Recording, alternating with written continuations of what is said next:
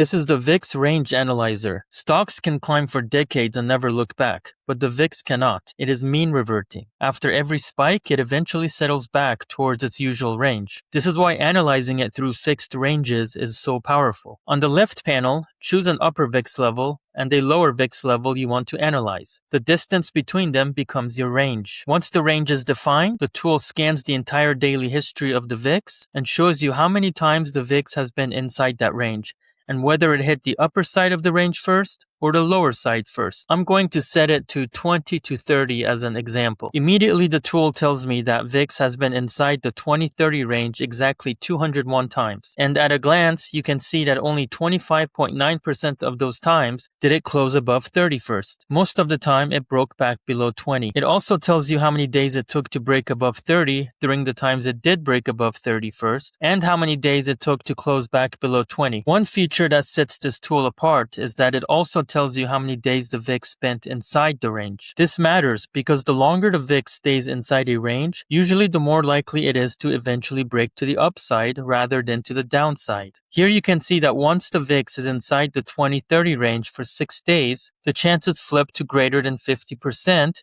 that it will break the upper level first. This gives you a clear historical picture of how the VIX has behaved inside the exact range you're watching. Scroll down and you'll see the same exact data presented in bar graph format for easier visualization. Scroll a bit further and you'll find the full log of every single time the VIX entered the 20 to 30 range, along with how each of those episodes eventually resolved. This is also great for studying. One more thing. When you set up the tool, you can also choose an exit rule for each side of the range. You can select either close or touch. Close requires the VIX to close the day beyond the level. Touch only requires the VIX to reach that level at any point during the day. I personally prefer to put the upper exit as touch and keep the lower exit at close.